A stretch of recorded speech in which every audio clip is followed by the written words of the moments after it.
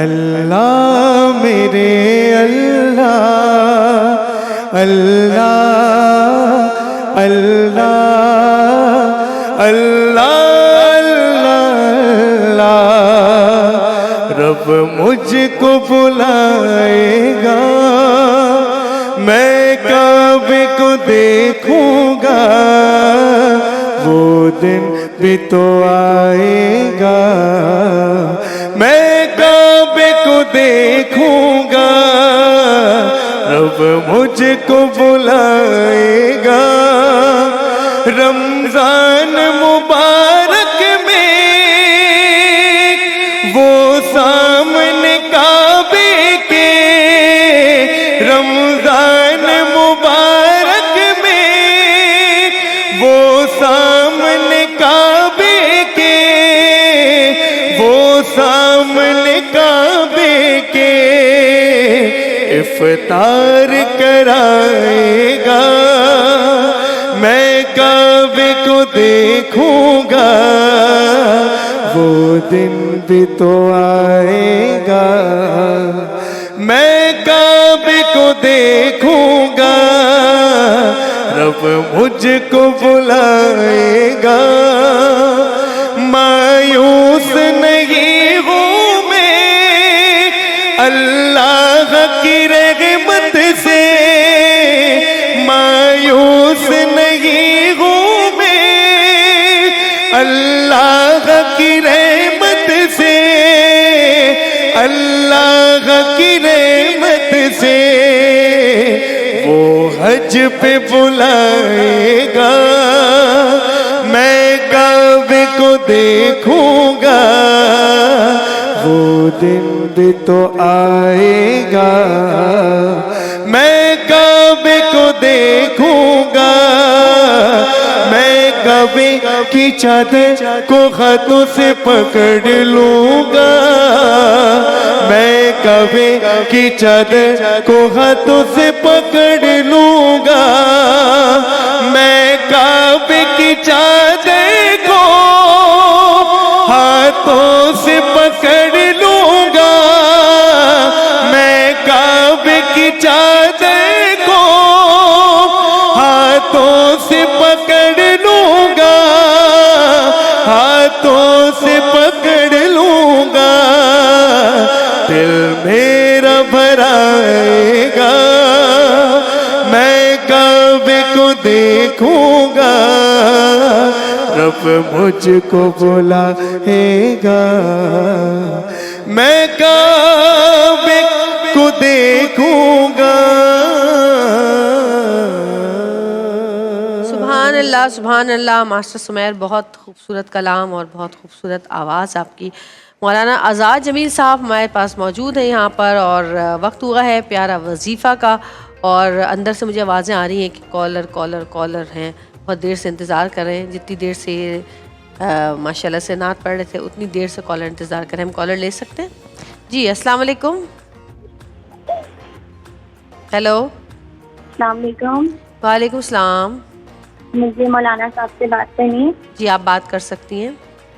جی السلام علیکم مولانا صاحب، مجھے آپ سے نا سب سے پہلے تو میں پوری عوام کو نا ایک چھوٹا سا میسیج دوں گی کہ جو بھی بہن بیٹیوں والے ہیں وہ اپنی بہن بیٹیوں کی شادیاں بہت دیکھ بھال کے کریں، کیونکہ جو میچ میکنگ کے ذریعے رشتے ہوتے ہیں اس میں سے بہت سارے رشتے فیک ہوتے ہیں، اور اسی وجہ سے میں نے کال کری ہے کہ میں 2 دفعہ میری شادی خراب ہونے کے اوپر آ گئی ہے، اور میری دوسری شادی بھی ختم ہونے جا رہی ہے، اور میرے 3 بچے رول چکے ہیں اس شادی کی وجہ سے نا، فیک لوگوں کی وجہ سے۔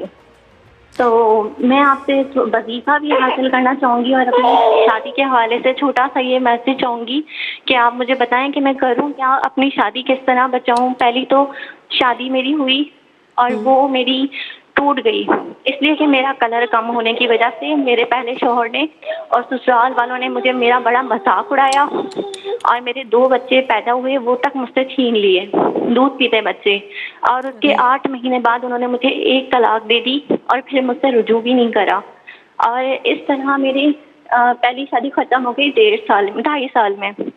اس کے بعد 4 سال 4.5 سال میں نے انتظار کیا، کیونکہ میری ایک ہی طلاق ہوئی تھی. ہماری طرف سے بہت کوشش تھی کہ یہ رشتہ بچ جائے بچوں کی وجہ سے, لیکن انہوں نے نہیں آگے مطلب کنٹینیو کیا. پھر میری سیکنڈ میرج ہوئی میچ میکنگ کے تھرو. وہ ان لوگوں نے بھی میری شادی خراب کر دی اور میرا رشتہ ان سے بھی ٹوٹ گیا. اب یہ ہے کہ میری ان سے بیٹی پیدا ہوئی تھی, وہ اس کو بالکل بھی اپنی بیٹی نہیں مانتے. وہ کہتے ہیں اس بچی کو ضائع کر دیتی تم.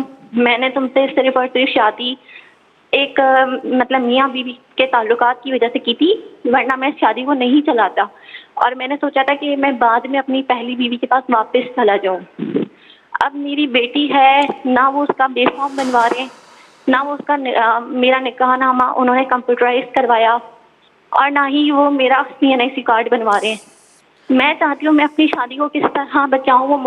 اب وہ اس بنا پہ تھرڈ میرج کرنے جا رہے ہیں. دنیا کو نہیں پتا کہ میں ان کی بیوی رہ چکی ہوں, اور نہ میری بیٹی کا پتہ ہے. میں بہت بری طریقے سے پھنس گئی ہوں. انہوں نے میرے والدین سے مجھے کاٹ دیا. میرا خاندان کا کوئی فرد ایسا نہیں ہے جس سے میں ملتی ہوں. میں ایک اکیلے مکان میں رہتی ہوں اور مجھ سے کوئی بھی بات چیت نہیں کرتا. میں آپ سے چھپ کر بات کر رہی ہوں. تو آپ مجھے بتائیے میں کیا کروں, کس طرح اپنا گھر بچاؤں, اپنی بیٹی کو کس طرح اس کے باپ کا نام دوں. میری بہن ایک سال کی بیٹی کو مارتے ہیں, ایک سال کی بیٹی کو مارتے ہیں. جی, ایک سال کی بچی کو بیٹی پٹتی ہے. تو آپ کیسے برداشت کر رہی ہیں کہ ایک سال کی چھوٹی سی بچی کو کوئی درندہ کیسے مار سکتا ہے؟ وہ بولتے ہیں میں اس کا خرچہ اٹھاتا ہوں, اس لیے میں اس کو مارتا ہوں. یا استغفر اللہ استغفر اللہ. یہ انسان ہے کہ جانور ہے؟ آپ کیوں اس جانور کے پاس رہ رہی ہیں؟ اپنی بچی کو لیں اور چلی جائیں. اور دیکھیں, ماں باپ سے اگر جو بھی ناراضگی ماں باپ کی ہے, جو بھی ہوا, ماں باپ ہوتے ہیں. ماں باپ کے آگے جب اولاد روتی ہے نا, اور ماں باپ کے پاس جب معافی مانگتی ہے جا کر, تو وہ اپنی باہیں پھیلا کے اس کو اپنی باہوں میں لے لیتے ہیں. آپ کو سب سے پہلے تو اپنے ماں باپ کو کال کریں, آپ ان کے پاس واپس جائیں کہ وہ انسان جو اپنی ایک سال کی بچی کو مار سکتا ہے, وہ آپ کو بھی کسی وقت کچھ بھی نقصان پہنچا سکتا ہے. سب سے پہلے تو آپ اپنے ماں باپ کے پاس چلی جائیں. ورنہ یہ زندگی میں آپ دیکھیں گی کہ اگر آپ کی اولاد کو کچھ ہوا نا, خدا نہ خواستہ اس کے مارنے سے, تو آپ اپنے آپ کو بھی کبھی معاف نہیں کر پائیں گی. اور یہ جو میچ میکرز جو شادیاں کرواتے ہیں, یقیناً کچھ کامیاب شادیاں بھی ہوتی ہوں گی, لیکن کچھ شادیاں ہوتی ہیں ایسی جس میں لوگ جھوٹ بول کے وہ شادیاں کروا لیتے ہیں, اور ہو سکتا ہے کہ ان کو بھی نہیں پتہ ہو جو کہ یہ شادی کروا رہی ہوں. اور اللہ تعالیٰ نے آپ کو ایک بہت ہی مشکل مرحلے سے گزارا ہے اور امتحان سے گزر رہی ہیں آپ. میں تو کہتی ہوں کہ اس سے بہتر ہے کہ لڑکی اپنے ماں باپ کے پاس ہی رہے. کم سے کم اپنا جو ہے وہ اتنا خیال تو کرتا ہے نا کہ اس کی تکلیف پہ روتا ہے اور اس کی خوشی پہ خوش ہوتا ہے.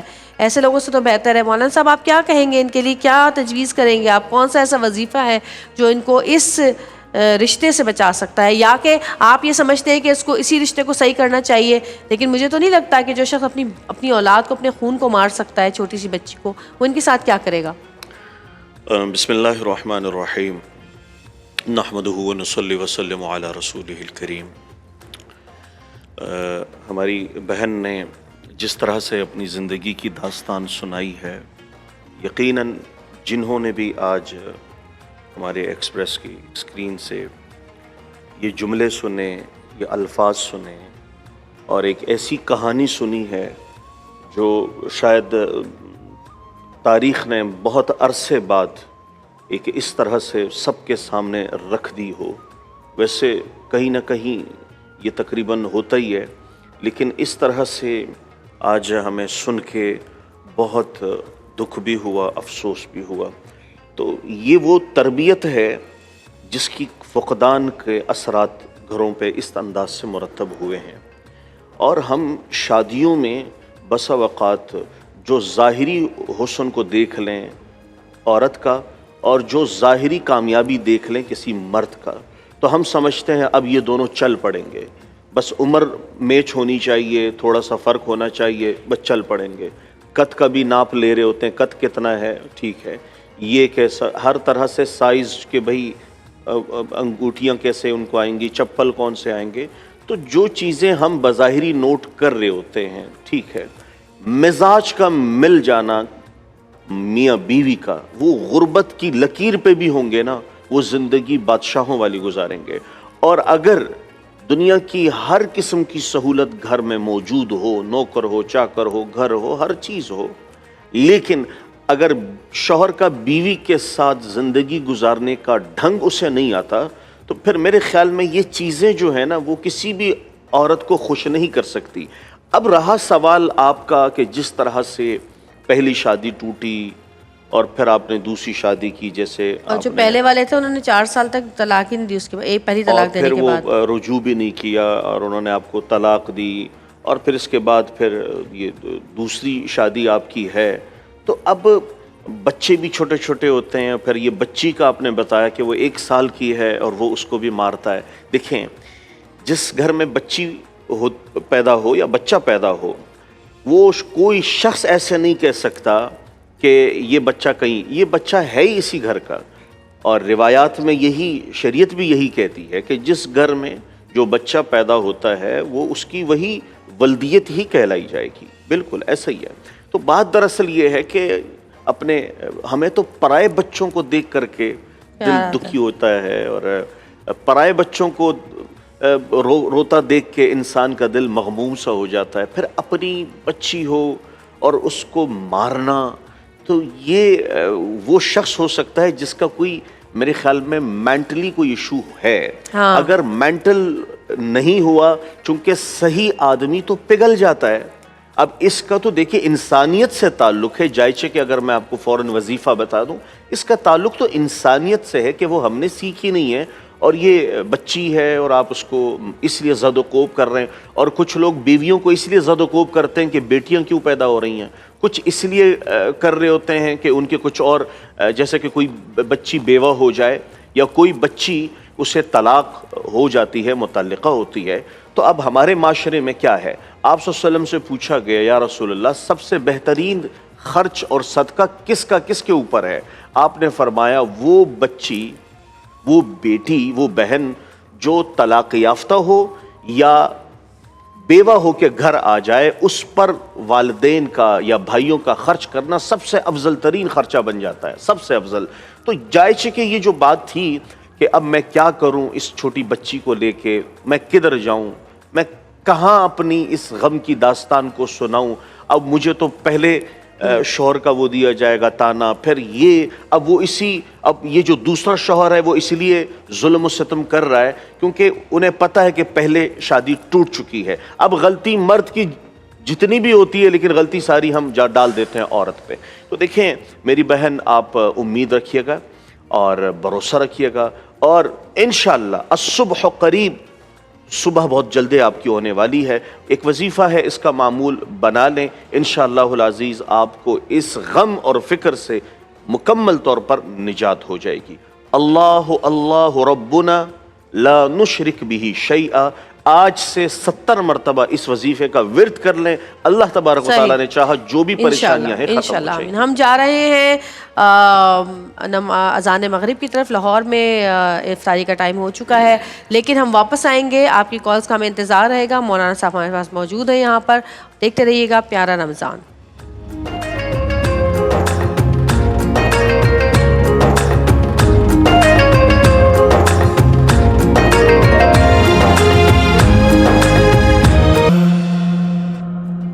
جی، آپ دیکھ رہے ہیں پیارا وظیفہ. ہمارے ساتھ موجود ہیں مولانا آزاد جمیل. اپنی کالز کریں، اپنے مسائل ان کے سامنے پیش کریں اور ان کا حل، ان کا وظیفہ آپ کو فوراً ملے گا. اچھا مولانا صاحب، ایک میرے پاس واٹس ایپ کا سوال ہے، اور یہ ہے کہ جادو سے مکمل طور پر محفوظ رہنے کے لیے کوئی آسان سا وظیفہ بتا دیں. دیکھیں، جادو کا ہو جانا چونکہ برحق ہے. کچھ شیاطین اس طرح سے بھی ہوتے ہیں جو خاص طور پر ایسی ہی شرارت کرتے ہیں جن سے جادو اثر کرنا شروع کر دیتا ہے. لیکن جادو کوئی ایسا مرض نہیں ہے جس کا کوئی علاج نہ ہو. یہ کوئی ایسا مسئلہ نہیں ہے، لا علاج مسئلہ نہیں ہے. چونکہ پہلی بات ذہن میں ہمیشہ ذہن نشین رکھیے گا، جادو اس وقت ہوتا ہے جب کرنے والا اس انتہا تک پہنچے جب پیچھے بہت شور ہو رہا ہے. جی جب تو یہ کہ یعنی جادو جو ہے وہ اس وقت اثر کرتا ہے جب انسان ناپاکی کی انتہا پہ ہوتا ہے اور غلاظت کی انتہا پہ ہوتا ہے. اور اکثر جو لوگ نماز نہ پڑھیں، وضو نہ کریں اور ان پر جب واجب غسل ہوتا ہے وہ نہ کریں، تو پھر وہ جو جادو ہوتا ہے وہ بآسانی اثر کر لیتا ہے.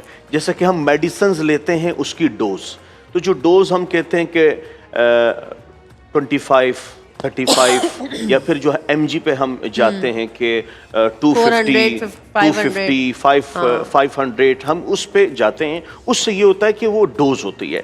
تو اگر جس کو لگتا ہے کہ یار اس پہ فوراً اثر کر جائے گا، تو اس پہ تو معمولی سا بھی جو جادو ہوتا ہے نا وہ اثر کر جاتا ہے، اور عموماً ویسے نہیں ہوتا. اچھا یاد رکھیں، نظر میں اور جادو میں دو بنیادی فرق ہے.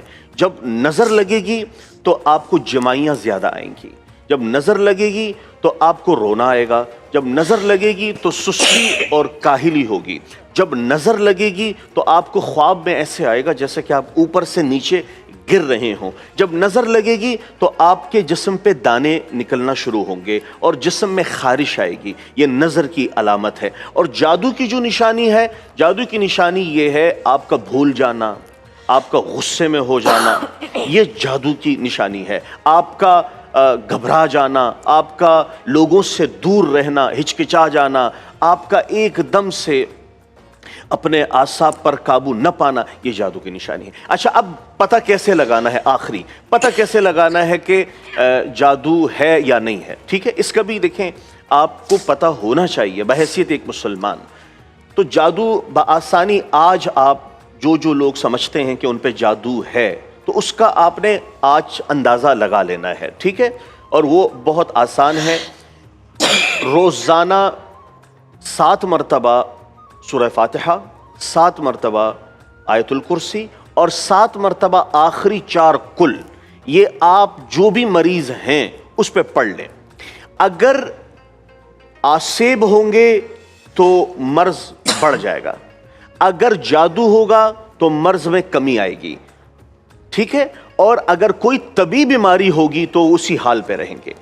آج یہ آپ وظیفہ کر لیں 7 مرتبہ، جو ابھی آپ کو وظائف بتائے ہیں، یہ کسی بھی شخص پہ پڑھ لیں تو اندازہ خود ہو جائے گا. اگر طبیعت بگڑنے لگے تو آپ سمجھ جائیں کہ آسیب ہے، اور اگر طبیعت میں افاقہ ہونے لگے تو سمجھے جادو ہے، اور اگر کچھ بھی نہیں ہو رہا تو پھر سمجھے یہ نارمل ہے اور ان کو مینٹلی یا طبی کوئی ایشو ہے. مجھے ایک بات بتا دیں آپ، جب سے رمضان شروع ہوئے ہیں، آج تقریباً کوئی 10واں دن ہے، یعنی کہ شروع کے ایک ہفتہ میں نے بالکل صحیح گزارا، اور پچھلے ہفتے سے طبیعت میری خراب ہے بہت زیادہ. کوئی تقریباً 9 کے قریب ڈرپس لگ چکی ہیں، اینٹی بائیوٹکس کی، ہر چیز کی. ٹیسٹ اب بالکل ٹھیک آ رہے ہیں. ٹھیک ہے، کیونکہ 7 دن تک اینٹی بائیوٹک کا کورس کیا ہے پورا. ٹیسٹ ٹھیک ہے، ہر چیز صحیح ہے، لیکن طبیعت ٹھیک نہیں ہو رہی.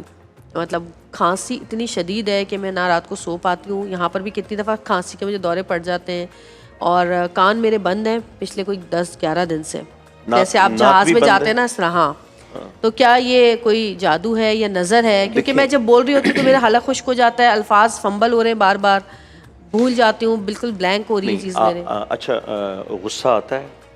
غصہ آتا ہے، ہاں. بھولنا ہے؟ بھول بھی رہی ہوں. اور گھبراہٹ ہے؟ بہت زیادہ. اور لوگوں سے دوری کا؟ ہاں، دل چاہتا کوئی میرے ساتھ سامنے نہ. تو یہ تو پھر جادو کی نشانی ہے، یہ پھر جادو کی نشانی ہے. ٹھیک ہے، چلے پھر. تو اس کا پھر یہ جو توڑ ہے نا، یہی وہ کرو. بہت آسان ہے. کتنا آسانی سے بتائیں؟ کیا بتائیں؟ آپ خود دوہرا دیں. 4 دفعہ نہیں، دیکھیں بھول گئی. تو آپ ہاں، 7 مرتبہ سورہ سورۃ فاتحہ، 7 مرتبہ آیت الکرسی، اور 4 مرتبہ آخری کل. 4 کل 7 مرتبہ. 4 کل 7 مرتبہ. یہ پڑھ لیں. اگر طبیعت میں آپ کو لگے کہ افاقہ ہو رہا ہے اور تو پھر بہتری ہو جائے گی. آپ نے روزانہ 21 دن کرنا ہے، جادو ہوگا ختم ہو جائے گا انشاءاللہ. چھوٹی سی بریک سے واپس آئیں گے. دیکھتے رہیے گا پیارا رمضان.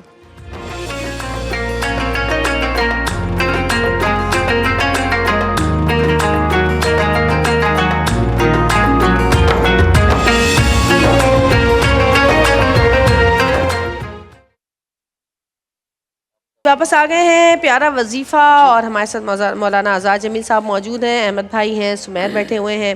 سوال آیا ہے کہ مولانا صاحب میرے کاموں میں بار بار رکاوٹ آتی ہے، بنتے بنتے کام رک جاتے ہیں. کوئی ایسا وظیفہ بتائیں کہ میں کسی کام کا ارادہ کروں تو اس کو تکمیل تک پہنچا سکوں. اچھا، جنہیں بھی یہ محسوس ہوتا ہے کہ کوئی بھی کام کرتے ہیں اور وہ ہو نہیں پاتا، جس طرف جاتے ہیں وہاں راستے بند نظر آتے ہیں، اور کوئی بھی ایسا کام ہے دوسرا کرے تو ہو جاتا ہے، میں کرتا ہوں تو نہیں ہوتا، دوسرا لیٹ بھی پہنچے تو اس کا پہلے نمبر ہے، میں سب سے پہلے پہنچا ہوتا ہوں لیکن آخری نمبر ہوتا ہے، تو یہ کیا مسئلہ ہے؟ تو خیر کچھ چیزیں وہ تدبیر کے اوپر بھی ہوتی ہیں، لیکن وہ مصلحتاً اگر آپ چاہتے ہیں کہ پاورفل ہونا چاہتے ہیں، دیکھیں ایمان والا آپ کو پتہ ہے وضو اس کا ہتھیار ہے، اگر وہ اس ہتھیار سے لیس ہوتا ہے تو اس پہ کوئی وار اثر نہیں کرے گا۔ سب سے پہلی عادت آپ یہ بنائیں، آپ وضو کے بغیر بالکل نہ رہیں، ہمیشہ بالخصوص جب گھر سے نکلیں تو باوضو ہو کر نکلیں، اور اس کے ساتھ آپ جہاں بھی جا رہے ہیں، جس دفتر میں بھی جا رہے ہیں، اور آپ کو لگتا ہے کہ آپ نے کوئی کام کرنا ہے تو آپ نے 3 مرتبہ صرف یہ آیت پڑھنی ہے، وَقُلِ الْحَمْدُ لِلَّهِ الَّذِي لَمْ يَتَّخِذْ وَلَدًا وَلَمْ يَكُنْ لَهُ شَرِيكٌ فِي الْمُلْكِ وَلَمْ يَكُنْ لَهُ وَلِيٌّ مِّنَ الذُّلِّ وَكَبِّرْهُ تَكْبِيرًا۔ آپ 3 مرتبہ اس آیت مبارکہ کو اول و آخر درود شریف کے ساتھ پڑھ لیں، جہاں بھی جائیں گے اللہ تبارک و تعالیٰ نے چاہا کامیابی آپ کی منزل ہوگی۔ تھوڑا سا میں ریکویسٹ کروں گا جی مولانا صاحب سے کہ جب اتنی لمبی کوئی آپ وظیفے کے اندر آیت بتائیں تو ذرا ترتیل کے ساتھ بتا دیجیے گا تاکہ ہم بھی اسے یاد کر لیں۔ اچھا یاد کر لیں، صحیح بات ہے۔ کالر ہمارے ساتھ موجود ہیں، بات کرتے ہیں۔ السلام علیکم۔ السلام علیکم۔ وعلیکم السلام جی بھائی۔ میرا نام عبد الخالق ہے جی مولانا صاحب سے بات کرنی ہے۔ میں کر لیں، وہ سن رہے ہیں۔ مولانا صاحب، میرا 22 سال کا بیٹا ہے، ویسے تو بالکل نارمل رہتا ہے، لیکن کبھی کبھی پتہ نہیں کیا ہو جاتا ہے، اس کو اپنے ہوش کھو بیٹھتا ہے، وہ جو منہ میں آئے بول دیتا ہے، اپنے آپ کو نقصان پہنچاتا ہے، چیزیں اٹھا اٹھا کے پھینکتا ہے، کبھی کبھی ایسا لگتا ہے جیسے وہ ذہنی مریض ہو گیا ہے۔ میں ڈاکٹر کے پاس بھی لے کے گیا اس کو اور مختلف طریقے سے علاج بھی کروا رہا ہوں۔ اب ڈاکٹر صاحب کہتے ہیں کہ یہی سلسلہ چلتا رہا تو اسے کسی پاگل خانے میں جو ہے وہ اس کو داخل کرنا پڑے گا۔ تو میں آپ سے چاہتا ہوں کہ کوئی ایسا وظیفہ بتائیں جس سے وہ تھوڑا سا بہتر ہو جائے، اس کو وہاں تک جانے کی نوبت نہ آئے۔ عمر کیا ہے ان کی؟ 22 سال۔ 22 سال۔ نام کیا ہے ان کا؟ مستقیم نام ہے اس کا۔ اچھا، مستقیم نام، ٹھیک ٹھیک۔ چلیں اللہ تبارک و تعالیٰ انہیں صحت کاملہ عاجلہ اور دائمہ عطا فرمائے۔ جنہیں بھی دماغی مسائل درپیش ہوں اور وہ کمزور ہوں دماغ سے، یا بہت زیادہ ان کا آپ کو لگتا ہے کہ کہیں وہ اپنے آپ کو نقصان نہ پہنچا دیں، اور وہ بالکل ویسے ٹھیک ہوتے ہیں لیکن کبھی کبھار وہ ایسے بگڑ جاتے ہیں گویا کہ پتہ نہیں کیا ہو چکا ہے، اور ابھی جیسے کہ آپ نے بتایا کہ انہیں ان کی ٹریٹمنٹ بھی ہو رہی ہے، اور بتایا یہ کہ پھر انہیں ہاسپٹل ایڈمٹ کرنا پڑے گا۔ تو جنہیں بھی بالخصوص جنہیں ہم کہہ دیتے ہیں کہ یار یہ پاگل ہو گیا، تو جو پاگل پن یا جنون جن کو کہتے ہیں نا کہ مجنون، تو جو جنون ہوتا ہے، پاگل پن، جن پہ بھی آپ کو لگتا ہے کہ یہ اس مرض میں ہیں، تو ان کے لیے بہت آسان سا مجرب وظیفہ ہے سورہ والسماء والطارق۔ ان کی جو آخری 3 آیات ہے، انہم یقیدون کیدا واکید کیدا، آپ نے 25 مرتبہ اپنے بچے کو کہیں کہ خود پڑھیں اور اپنے اوپر دم کریں۔ آپ کا بچہ 22 سال کا ہے تو آپ انہیں کہہ دیں کہ فرض نماز کے بعد 25 مرتبہ انہم یکیدون کیدا واکید کیدا، یہ ورد کریں 25 مرتبہ۔ اللہ تبارک و تعالیٰ نے چاہا اس پاگل پن سے، اس جو جنون سے، اور جو ان کو بیماری گھیر لیتی ہے اور وہ اپنے ہوش میں نہیں رہتے، تو انشاءاللہ خیر و عافیت ہوگی اور بہت جلد اس بیماری سے نجات یہ پا خود جائیں پڑھ گے۔ کے نہیں دم کر سکتے؟ اور اگر وہ نہیں کر سکتے پھر آپ ان کے لیے کریں، لیکن پہلی بات یہ ہے کہ وہ خود کریں۔ صحیح جی۔ کالر ہمارے ساتھ موجود ہیں۔ السلام علیکم۔ السلام علیکم جی وعلیکم السلام۔ جی کون بات کر رہے ہیں بھائی؟ جی میں اسلام احمد بات کر رہا ہوں۔ میرے 2 سوال ہیں مولانا صاحب سے۔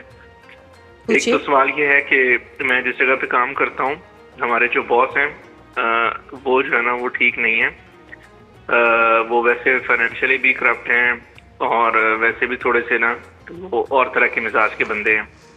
रंगीन मिजाज आदमी हैं, तो उससे ना है? बाकी जो लोग हैं वो बहुत सफर करते हैं। कौन से तो एक मिजाज तो के? उनसे रंगीन छुटकारा, मिजाज, है? रंगीन उससे मिजाज, नहीं, रंगीन छुटकारा पाने, रंगीन किसको कहते हैं? रंगीन मिजाज। मतलब वैसे जरा वो और तरह से हैं, वो जरा डिस्क्रिमिनेट करते हैं लोगों में ना।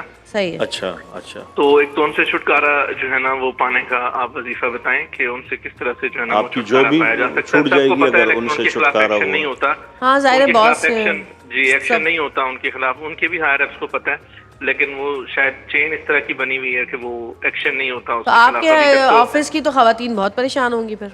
नहीं, वो बहुत खुश हैं, उनकी तो प्रमोशन होती है। आपने जो सवाल पूछा है वो तो सवाल भी है, और एक तरह से देखा जाए तो उसका वजीफ़ा जिस अंदाज से आपने पूछा है, तो खैर कोई भी शख्स कहीं पर जॉब करता है और वहाँ अपने मालकान को किसी ऐसे अमल में मुब्तला देखता है जो कि नामुनासिब है, तो पहली शर्त जो आपके ऊपर लाजिम है उनके यहाँ काम करने के लिए, तो आप वैसे न जाएं, कोशिश करें, उनकी इस्लाह की कोशिश करें। और ऐसा हुआ है कि कुछ लोग, उनकी आदतें उनके साथ काम करने वालों की वजह से तब्दील हो गई हैं। देखें, आदतें लगती भी काम करने वालों की वजह से है और आदतें ख़त्म भी काम करने वालों की वजह से है। तो आप उन लोगों में शामिल होने की कोशिश करें कि अगर उनकी इस्लाह हो जाती है, वो इस अमल से पीछे हट जाते हैं, तो ये आपके लिए बहुत बड़ा अजर है। और अगर आप उनके लिए वजीफ़ा कर लें, ठीक है, उनके लिए वजीफ़ा करें कि वो इस अमल को छोड़ दें। ये नहीं कि वो इनसे हमारी जान छुट जाए, उनके इस अमल से, चूंकि गुनाह से नफरत का हुक्म है, गुनाहगार से नफरत का हुक्म नहीं है, ये बात याद रखिएगा। तो आपने वजीफ़ा ये करना है, इहदिनस सिरातल मुस्तकीम सिरातल लज़ीना अनअमता अलैहिम। तो इन दो आयात को आपने रोज़ाना 7-7 मरतबा पढ़ के दुआ कर लेनी है, उनका नाम लेके, फिर अल्लाह तबारक व तआला ने चाहा ज़रूर इनके दिल में खशियत भी आएगी इंशाअल्लाह और रुजू भी होगा। जी, कॉलर हमारे साथ मौजूद है। अस्सलाम वालेकुम। वालेकुम सलाम जी। मैं बीबी अख्तर हुसैन बात कर रहा हूँ कराची से।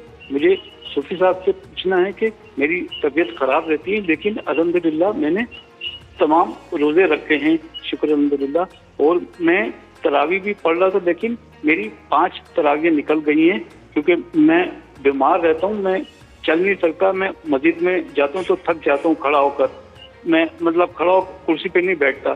तो ये मेरी जो तरावियाँ निकल गई हैं, तो इससे तो कोई मुश्किल तो नहीं है अल्हम्दुलिल्लाह। और मुझे बता सकते हैं कि मुझे 1 साल पहले मैं बाहर में था, मुझे वो स्ट्रोक आ गया था दिमाग पे, इसकी वजह से मुझे प्रॉब्लम हो गई थी, लेकिन मैंने हिम्मत करके पिछले साल भी पूरे रोजे रखे, अभी भी अल्हम्दुलिल्लाह तरावे भी पिछले साल पूरी पड़ी, अभी पढ़ रहा था, लेकिन मेरी 5 तरावे निकल गई। लेकिन मैं अभी असल में मस्जिद चला जाता हूँ, फिर मगरिब में वही रोजा खोलता हूँ मस्जिद में इमाम साहब के साथ, फिर घर पे आके बाकी रोजा खोलता हूँ। फिर मेरी हिम्मत नहीं पड़ती तरावी और इशा पढ़ने जाने के लिए। सही है, तो ठीक है जी। वो उनकी बीमारी की वजह से 5 तरावियाँ वो नहीं पढ़ सके, तो उसके लिए वो पूछ रहे हैं कि देखें, इबादत बिलखुसूस अगर उसमें नागा हो जाता है या किसी बीमारी और उज़्र की वजह से वो इबादत रह जाती है, तो ये किसी भी इंसान के लिए बहुत अजीमुशान नेमत से कम नहीं है कि कोई शख्स इबादत के छूट जाने पर अफसरदा हो, गमज़दा हो। इससे बड़ी नेमत क्या होगी कि आप रब के लिए यूं जैसे कि गोया कि मैं तुझे ढूंढने यादों की खुली राहों पर खुश्क पत्तों की तरह रोज़ बिखर जाता हूँ। तो आप गोया कि ये कह रहे हैं कि जो 5 दिन की तरावियाँ रह गई हैं और हर तरावी के हर सजदे पे 1500 नेकियाँ मिलती हैं, तो ये नेकियाँ, तो ये हरीसन अलैकुम, चूँकि वो मोमिन जो है ना वो नेकियों का हरीस होता है कि, और फिर इस रमज़ान के महीनों में 70 पर हमारी बरतरी हासिल हो जाती है इबादत की, तो बहुत अच्छा है। याद रखिएगा, जब नफल छूटने लग जाएं तो फिर ख़तरा पड़ जाता है कि आपके मुस्तहबात जो हैं वो भी छूटने लग जाते हैं। जब मुस्तहब जो है वो छूट जाता है तो फिर आपके जो सुन्नतें हैं वो छूटने लग जाती हैं। जब सुन्नतें छूटने लग जाएं फिर आपके वाजिबात छूटने लग जाएंगे। जब वाजिबात छूटने लग जाएं پھر خدشہ ہوتا ہے کہ آپ کے فرائض بھی چھوٹنے لگ جائیں. تو بہت اچھی بات ہے, یہی چھوٹی چھوٹی نیکیاں ہیں, چھوٹی چھوٹی عبادتیں ہیں جو انسان کو اللہ سے قریب کرنے کے لیے بہت بڑا ذریعہ بن جاتی ہیں. تو وظیفہ یہ ہے کہ آپ روزانہ جب بھی آپ فرض نماز سے آپ فارغ ہوتے ہیں, اس کے بعد آپ نے 3 مرتبہ اللہم انت السلام ومنک السلام تبارکت ربنا وتعالیت یا ذی الجلال والاکرام, آپ نے 3 مرتبہ یہ وظیفہ کرنا ہے. اللہ تبارک و تعالیٰ نے چاہا آپ کو مستقل یہ جو نعمت ہے یہ ملتی رہے گی. تو ان کو قضا تو نہیں پڑھنی پڑے گی؟ چونکہ وہ تراویح چونکہ ہو چکی ہے اور سنت عمل ہے تو پھر اس لیے ان کی قضا نہیں ہوگی. صحیح ہے جی. کالر ہمارے ساتھ موجود ہیں. السلام علیکم. السلام علیکم. جی کون بات جویری ہے؟ آپی کیسی ہیں آپ؟ میں ٹھیک ہوں, آپ کیسی ہیں؟ میں ٹھیک ہوں, اللہ کا شکر ہے. جویری آپی میں آپ کا شو بہت دل سے دیکھتی ہوں اور روز دیکھتی ہوں. پیارا رمضان. تھینک یو سو مچ, بہت شکریہ آپ کا. اور آج تو آپ ماشاءاللہ بہت پیاری لگ رہی ہیں. جزاک اللہ خیر. جویری آپی مجھے مولانا صاحب سے یہ سوال تھا کہ میرے شوہر مجھ سے بے تحاشا محبت بھی کرتے ہیں اور ہم دونوں بہت اپنی لائف میں خوش ہیں. یہ کہ میں چاہتی ہوں کہ مجھے کوئی ایسا وظیفہ بتائیں کہ جنت میں بھی مجھے ایسے ہی شوہر ملے اور کبھی ہم لوگوں کے بیچ میں کوئی نفسا نفسی یا کوئی لڑائی جھگڑا ایسا بھی کچھ نہیں ہو. جیسے وہ ابھی ہیں ایسے ہی میرے ساتھ ہمیشہ رہیں. یہاں یا جنت میں؟ جنت میں بھی اور یہاں پر بھی. اچھا, دونوں جگہ. یہ کنفرم ہے کہ جنت جانا ہے. اب ایک بات تو یہ یاد رکھے, چونکہ روایات میں آتا ہے کہ ہر شخص جس بیوی کے ساتھ دنیا میں زندگی گزارتا ہے تو وہ آخرت میں بھی اس کی زوجہ ہوگی, بشرطے کہ دونوں اکٹھے ہوں. ایسا نہ ہو آپ کہیں اور ہو وہ کہیں اور ہوں اور پھر بڑا لمبا چوڑا معاملہ ہی وہ آ جائے. تو آپ ایک دوسرے کے لیے خیر مانگیں کہ اللہ تبارک و تعالیٰ آپ دونوں کو اکٹھا کریں. لیکن ایک صاحب نے پوچھا کہ اب آپ ایک صاحب نے کہ مطلب اتنی حوریں ملیں گی ایک شخص کو, اتنے غلمان ملیں گے, تو یہ جو خاتون ہے جب یہ جنت میں جائے گی تو اس خاتون کے لیے نا پتہ ہے وہ جو ان کا شوہر ہوگا وہ خوبصورتی کی انتہا پہ ہوگا, اخلاق کے انتہا پہ ہوگا. گویا کہ جیسے ہم سورج کو نہیں دیکھ سکتے نا, سورج کی ہوتے ہوئے ہم دنیا کی کسی بھی وہ ہے نا کہ سورج کو چراغ دکھانا, تو یعنی وہ دنیا کا شوہر اس خاتون کے لیے جنت میں ان تمام نعمتیں جتنی بھی ہوں گی کسی انسان کو ملتی ہیں. اور پھر جنت میں یہ ہے کہ ہر جمعرات ایک بازار ہوگا, وہاں جو جس طرح کی اپنی شکل چاہیں گے وہ ویسے خرید سکیں گے. خریدنے سے مراد وہ جیسے چاہیں گے وہ ان کو مل جائے گی. تو مطلب یہ ہے کہ میاں بیوی کا تعلق جو دنیا میں اچھا رہا ہو اور وہ جنت میں پہنچ جائیں تو یقیناً وہ ایک ساتھ ہی رہیں گے, اگرچہ دونوں ایک دوسرے کے لیے عمل میں معاونت بھی فراہم کرے تاکہ دونوں اہل جنت بن جائیں. وظیفہ, اچھا وظیفہ بھی وہی تو بتانا ہے. اچھا ٹھیک ہے.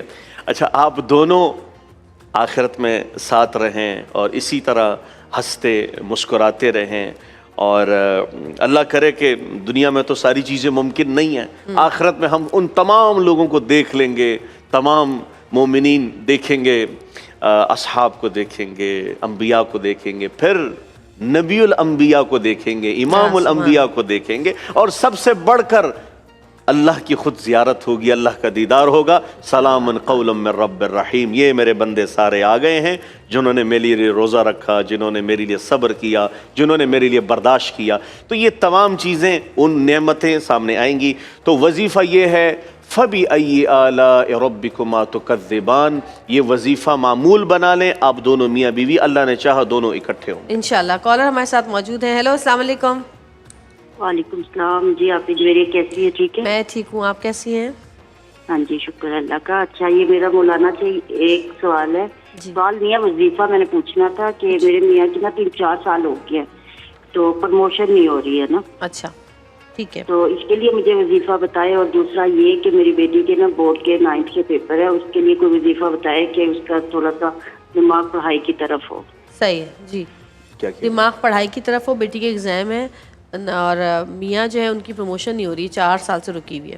جی, جن کی بھی پروموشن نہ ہوئی ہو اور وہ چاہتے ہیں کہ وہ آگے بڑھیں, ان کو کافی سال ہو چکے ہیں, اور کہ کوئی بھی رکاوٹ بیچ میں آ جاتی ہے یا بیچ میں میریٹ پہ چیزیں نہیں ہوتی، لوگوں کے کچھ لوگ پسندیدہ ہوتے ہیں تو انہیں اہلیت کی بنیاد پر نہیں بلکہ قبولیت کی بنیاد پر آگے بڑھا دیا جاتا ہے۔ تو آپ صبر کا دامن تھامے رکھیں، اور جو شخص میریٹ پہ آگے آتا ہے وہ ہمیشہ سرخرو رہتا ہے۔ آپ نے ایک وظیفہ روزانہ معمول بنا لینا ہے، اور وہ وظیفہ یہ ہے وَقُلْ جَاءَ الْحَقُّ وَزَهَقَ الْبَاطِلُ إِنَّ الْبَاطِلَ كَانَ زَهُوقًا۔ یہ وظیفہ آپ نے معمول بنانا ہے روزانہ 7 مرتبہ اول و آخر درود شریف کے ساتھ۔ اور آپ نے جو ایک بات کی کہ آپ کی بیٹی ہے اور ان کے ایگزامز ہو رہے ہیں، تو ان کے لیے ہے کہ وَبِالْحَقِّ أَنزَلْنَاهُ وَبِالْحَقِّ نَزَلَ، ٹھیک ہے، وَبِالْحَقِّ أَنزَلْنَاهُ وَبِالْحَقِّ نَزَلَ۔ یہ وظیفہ آپ اپنی بچی کو کہیں کہ معمول بنا لیں، اللہ تبارک و تعالیٰ نے چاہا آپ اپنے امتحان میں اچھے نمبروں کے ساتھ پاس انشاءاللہ، آمین ثم آمین۔ اور اب چلتے ہیں ہم دعا کی طرف۔ بشیر فاروقی صاحب کی دعا ہے، اپنے دل سے اپنی تمام پریشانیوں کی معافی مانگے، مشکلات کی معافی مانگے کہ جن کی وجہ سے ہم پر یہ مشکلات آئی ہیں۔ دعا کرتے ہیں۔ الحمد للہ رب العالمین والصلاة والسلام علی سید الانبیاء والمرسلین، اللہم صلی وسلم دائما ابدا علی حبیبک خیر الخلق کلہم وعلی آلہ واصحابہ وبارک وسلم۔ یا ارحم الراحمین یا ارحم الراحمین یا ارحم الراحمین، ارحمنا ارحمنا ارحمنا فی الدنیا والآخرہ، توفنا مع الابرار یا عزیز یا غفار یا رب العالمین۔ اے ہمارے پاک پروردگار، اے ہمارے مالک و مختار، اے ہمارے مددگار، ہم تیرے گناہ گار بندے تیری بارگاہ میں اے غروب آفتاب کے وقت اپنے ہاتھوں کو اٹھائے دعا کے لیے حاضر ہیں۔ تیری رحمت خاص افطار کے وقت روزداروں کی دعاؤں پر نظر رحمت فرماتی ہے۔ عشرہ مغفرت کا اب 9واں دن بھی مکمل ہوا چاہتا ہے، اس سے دعائے پروردگار یہ عشرہ مغفرت ہے، نہ جانے کتنے لاکھوں کروڑوں کی مغفرت ہو چکی ہوگی۔ جن کی مغفرت ہو چکی ہے انہی کا صدقہ پروردگار ہم گناہ گاروں کو بھی اپنی مغفرت کے عظیم حصے سے حصہ عطا فرما۔ ہماری مغفرت فرما، ہمارے ماں باپ کی، ہمارے اہل خانہ کی، ہم سے وابستگان کی، حضرت آدم علیہ السلام سے لے کر آج تک اور آج سے لے کر قیامت تک جتنے ایمان والے آ چکے، جتنے موجود ہیں، جتنے آئیں گے، سبھی کی بخشش و مغفرت فرما۔ ان کے ہمارے پوری امت کے گناہوں کو معاف کر دے، عذاب قبر، عذاب دوزخ سے چھٹکارا دے، جنت الفردوس میں اپنے پیارے حبیب کا پڑوسی بنا دے۔